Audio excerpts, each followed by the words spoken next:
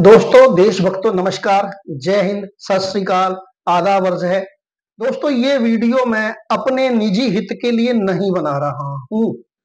दोस्तों, ये वीडियो मैं अखंड भारत के सभी नागरिकों के सभी हितों के लिए बना रहा हूं।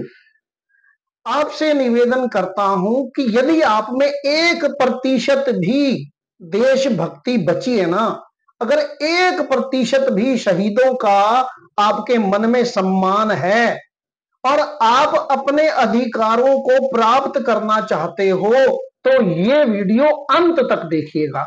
मुद्दा बहुत ही ज्यादा इंपॉर्टेंट, आवश्यक है। असली आजादी की लड़ाई से जुड़ा हुआ है ये मुद्दा, असली आजादी की लड़ाई। अगर आप असली आजादी की लड़ाई में शामिल होना चाहते हैं तो ये वीडियो जरूर जरूर जरूर देखें, पूरा देखें और देखने के बाद कमेंट भी करें, शेयर भी करें और लाइक भी करें। जरूर देखें, सुन लीजिए ध्यान से। अखंड भारत का जो जायज हक है ना, हम उसके लिए बात करने जा रहे हैं।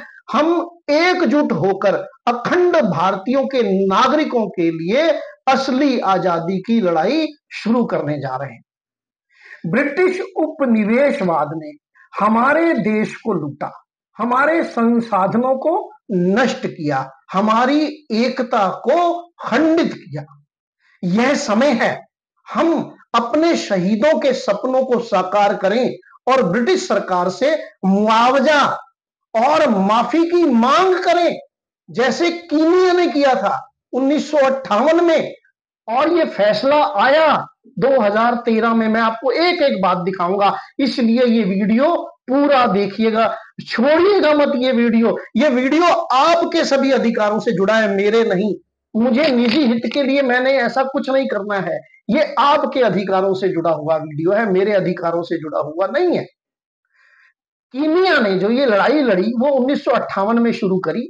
ब्रिटिश हाई कोर्ट में कीनिया ने ये अपना केस दायर किया।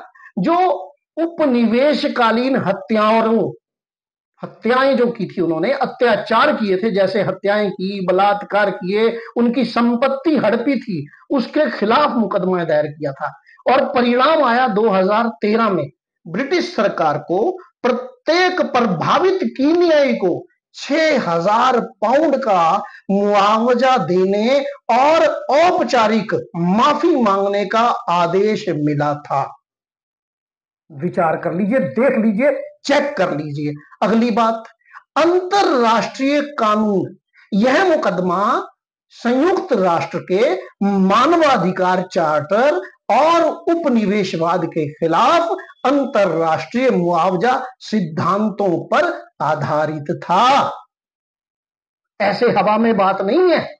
यह दर्शाता है कि उपनिवेशकालीन शक्तियों को उनके अपराधों के लिए जवाबदेह ठहराया जा सकता है। कितना इंपॉर्टेंट है ये वीडियो, पूरा देखिए, पूरा। अखंड भारत पर, जो अखंड भारत था हमारा, अखंड भारत पर ब्रिटिश अत्याचार हुआ, ऐतिहासिक लूट हुई। अखंड भारत जिसमें वर्तमान भारत, पाकिस्तान, बांग्लादेश और अफगानिस्तान भी शामिल थे, को ब्रिटिश सरकार ने व्यवस्थित रूप से लूटा, एक व्यवस्था बनाकर लूटा, आर्थिक शोषण किया। 18वीं सदी में भारत का 1 रुपया ब्रिटिश 11 पाउंड के बराबर था।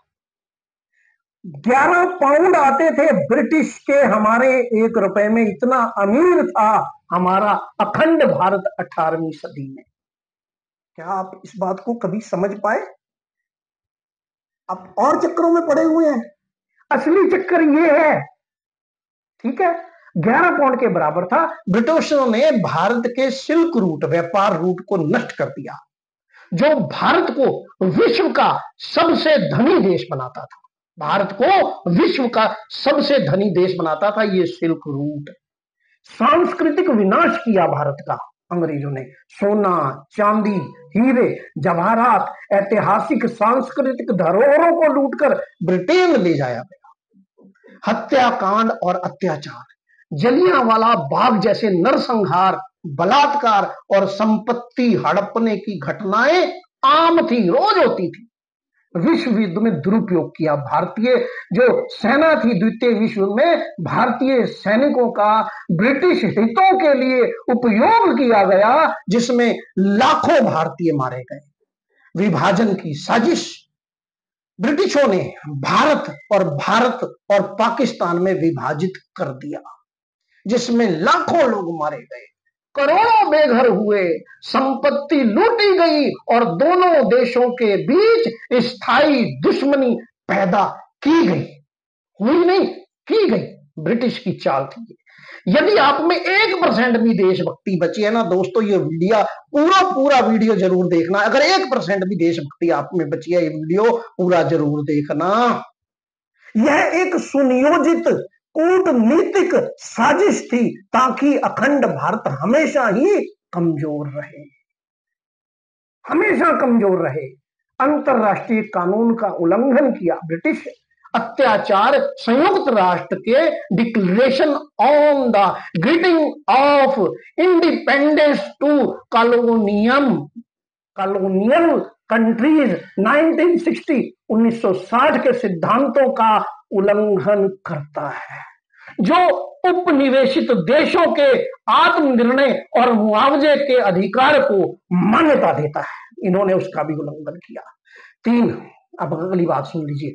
गद्दार नेताओं की चुप्पी, जो तब से लेकर अब तक भारत में, पाकिस्तान में, बांग्लादेश में, अफगानिस्तान में जो गद्दार नेता है उनकी चुप्पी पर प्रश्न है। ये 1947 में आजादी मिलने के बावजूद 1952 तक ब्रिटिश वायसराय भारत के राष्ट्रपति भवन में क्यों रहा? बहुत इंपॉर्टेंट सवाल है ये, क्यों रहा बताओ? अगर वो रहा तो क्या कर रहा था, किस कानून के तहत रह रहा था, और ब्रिटिश सरकार किस कानून के तहत उसको रखे हुए थी, और भारत के जो नेता थे, जो पार्टियां थी, सरकार थी, वो चुप किस लिए बैठी थी? पाकिस्तान की सरकार चुप किस लिए बैठी थी? अफगानिस्तान की सरकार चुप किस लिए बैठी थी? चुप्पी जो थी ना, ये भारत, पाकिस्तान और बांग्लादेश के नेताओं की ये चुप्पी क्यों थी? उन्होंने मुआवजे की मांग क्यों नहीं करी? कीनिया ने कर दी। यह दर्शाता है कि भारत की आजादी अधूरी थी। यह उनकी गुलामी की मानसिकता को दर्शाता है कि वो गुलाम थे। गांधी के 3 मंदिर, ना देखो, ना सुनो, ना बोलो का सिद्धांत आज भी सभी नेताओं में दिखाई दे रहा है, जो जनता के हकों के लिए नहीं लड़ते, बोलते नहीं, चुप रहते हैं, सुनते नहीं। ये वही गांधी के 3 बंदर, अंग्रेजों के 3 बंदर, गांधी के नहीं, अंग्रेजों के 3 बंदर जो आज भी बैठे हैं। भारत, पाकिस्तान, बांग्लादेश की दुश्मनी, ब्रिटिश साम्राज्य का हिस्सा, विभाजन का परिणाम, भारत और पाकिस्तान के बीच युद्ध, व्यापारिक घाटा और मुद्रा अवमूल्यन ब्रिटिश साजिश का हिस्सा था। ये बात आपको समझनी पड़ेगी। ये उन्हीं का हिस्सा था, व्यापारिक घाटा बढ़ाना, हिस्से का विभाजन का, पाकिस्तान भी और भारत के बीच, बांग्लादेश के बीच युद्ध, नफरत, लड़ाई, ये व्यापारिक घाटा करने के लिए और मुद्रा अवमूल्यन करने के लिए ब्रिटिश साजिश का हिस्सा था। बांग्लादेश का निर्माण भी इसी रणनीति का परिणाम था। आप कहते हैं ना, इंदिरा नहीं, पीछे ब्रिटिश कर रहे थे। इंदिरा नहीं कर रही थी, ब्रिटिश कर रहे थे। आर्थिक नुकसान, सिल्क रूट बंद होने और युद्ध पर खर्च के कारण भारत, पाकिस्तान और बांग्लादेश की अर्थव्यवस्थाएं लगातार कमजोर होती गई और हो रही हैं, जबकि पाउंड और डॉलर मजबूत बने हुए हैं। समझ नहीं आ रही देशभक्तों, समझ नहीं आ रही। आतंकवाद का झूठा लेबल लगा दिया गया जब भी हमने अपने हकों की मांग करी। जो देशभक्त अपने अधिकार मांगते हैं उन्हें आतंकवादी करार दिया जाता है। असली आतंकवादी ब्रिटिश नीतियां और उनका पालन करने वाली सरकारें हैं, हम नहीं हैं, वो हैं जो ब्रिटिश नीतियों का पालन कर रही हैं आज भी। अंतरराष्ट्रीय कानून का आधार संयुक्त राष्ट्र के charter declaration of human rights 1948 के अनुसार नागरिकों को अपने अधिकारों के लिए संगठित होने और मुआवजा मांगने का हक था, तब भी और आज भी है। क्यों नहीं मांगा मुआवजा? थे ना तुम गुलाम। भारत सरकार, ब्रिटिश सरकार, बांग्लादेश सरकार, पाकिस्तान सरकार, अफगानिस्तान सरकार, तुम गुलाम थे अंग्रेजों के, इसलिए तुमने मुआवजा नहीं मांगा। यह सिद्ध हो रहा है। अब ये सब तो हो गया, कीनिया ने मांगा तो हम क्यों नहीं मांग सकते? दोस्तों क्यों नहीं मांग सकते बताओ? कीनिया ने मांगा, उनको मिला, और हमें संयुक्त राष्ट्र की तरफ से ये अधिकार है, अंतरराष्ट्रीय कानून की तरफ से अधिकार है, फिर हम मुआवजा क्यों नहीं मांग रहे जब कीनिया ने मांगा? आओ आओ, मैं आह्वान करता हूं आपसे, संगठित हो, अखंड भारत के नागरिकों एकजुट होकर केन्या की तरह ब्रिटिश हाई कोर्ट में मुकदमा दायर करें। आओ मिलके करें। अकेला कोई नहीं कर सकता, मैं भी नहीं कर सकता। मैं अकेला क्या कर सकता हूं? कुछ नहीं कर सकता। आप चाहोगे तो हो सकता है। मुआवजे और माफी की हम मांग करें।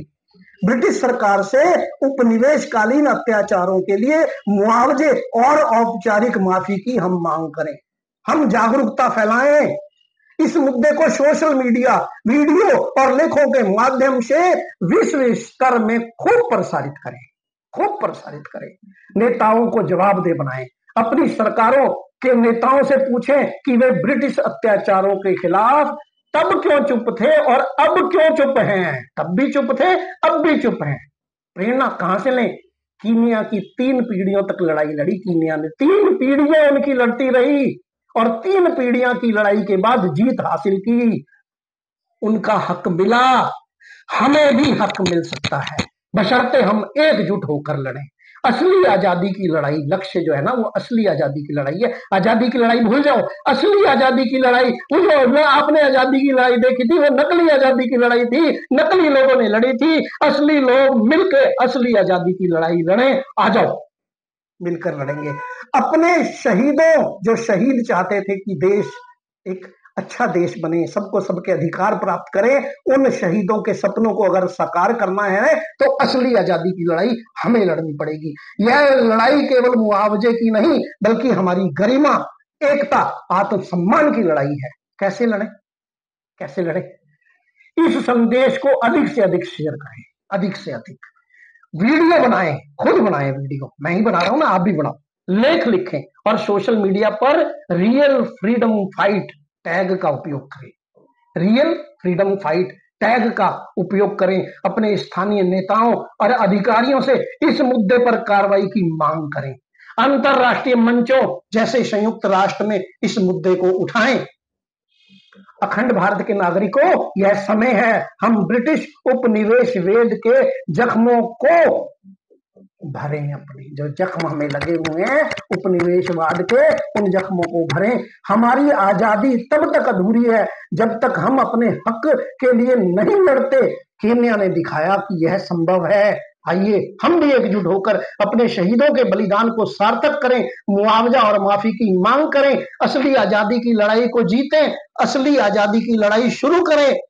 इस संदेश को शेयर करें, संगठित हों और अपने हकों के लिए लड़ें।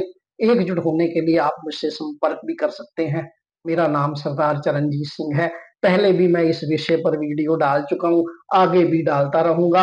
रुस्तमे हिंद अखबार में भी छाप रहा हूं, छापता रहूंगा। जब तक जान है इस लड़ाई को लड़ने की कोशिश करूंगा। मेरे जीते जी इस लड़ाई का फैसला आए चाहे ना आए, मेरे पीछे खड़े लोग, मेरी पीढ़ियां मेरे पीछे खड़े लोग इस लड़ाई को लड़ें और मेरी पीढ़ियों को इस लड़ाई का लाभ मिले। बस मेरा यही मानना है, बस मेरी यही इच्छा है। दोस्तों, अगर आपकी भी यही इच्छा है तो आप भी मेरे साथ इस लड़ाई में शामिल हो। मैं आपसे हाथ जोड़कर निवेदन करता हूं। इसमें मेरा कोई निजी लाभ या निजी लालच बिल्कुल भी नहीं है। सबका लालच, सबका लाभ, सबका विकास, ये है असली विकास। ये है असली विकास, ये है असली लाभ।